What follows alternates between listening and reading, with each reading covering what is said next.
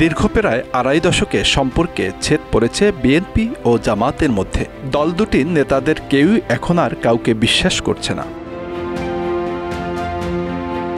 অবিশ্বাসের সূত্রপাত মূলত শেখ হাসিনার শাসনের শেষ দিকে শুরু হয়েছে। জুলাই আগস্ট অভ্যুত্থানের পর এই বিরোধ আরও প্রকট হয়ে দেখা দিয়েছে।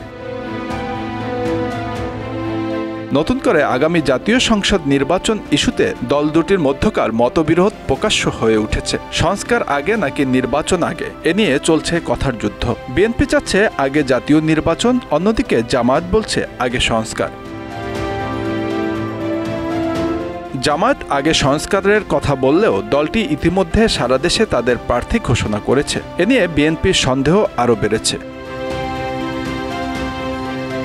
সর্বশেষ স্থানীয় সরকার নির্বাচন নিয়েও পরস্পর বিরোধী অবস্থান নিয়েছে দল দুটি। বিএনপি জাতীয় নির্বাচনের আগে অন্য কোনো নির্বাচন চায় না, আর জামায়াত আগে স্থানীয় সরকার নির্বাচন চাইছে। নানা ইস্যুতে বিএনপি জামায়াতের বিবাদ এমন এক অবস্থায় এসে দাঁড়িয়েছে যে দল দুটির নেতারা এখন কোনো না কোনো বিষয়ে পাল্টাপাল্টি বক্তব্য বিবৃতি দিচ্ছেন।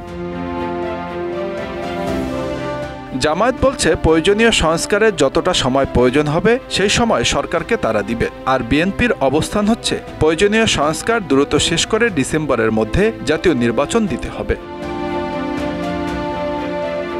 বিএনপির বিশ্বাস, ডিসেম্বরে জাতীয় নির্বাচন হলে দলটি 2/3 আসনে বিজয়ী হবে। সেটা যাতে না হয় সেজন্যই জামায়াত নির্বাচন প্রলম্বিত করতে নানা ধরনের তৎপরতা শুরু করেছে।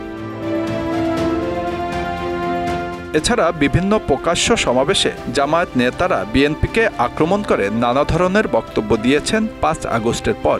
এ নিয়ে ক্ষুব্ধ বিএনপি নেতারাও। এছাড়াও দল দুটির মাঝে জুলাই আন্দোলনের কৃতিত্ব নিয়ে মতবিরোধ, জামায়াতের নেতৃত্বে ধর্মভিত্তিক দলগুলোকে নিয়ে জোট, ছাত্রদের নতুন দল গঠনের তৎপরতার মতো ইস্যুগুলো নিয়েও মতবিরোধ রয়েছে। বিএনপির একটি বড় অংশ মনে করেন বৈষম্য বিরোধী ছাত্র আন্দোলনের কয়েকজন নেতা ও সংগঠক প্রায়শ বিএনপি ও বিএনপির নেতৃত্বকে ঘিরে যেসব তীর্যক মন্তব্য করে থাকেন তাতে জামায়াতের আশকারা রয়েছে।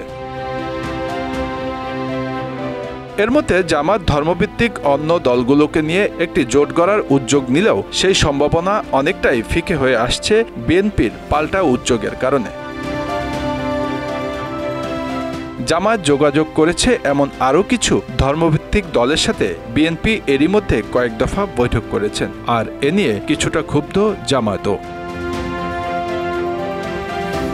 Bangla affairs news desk.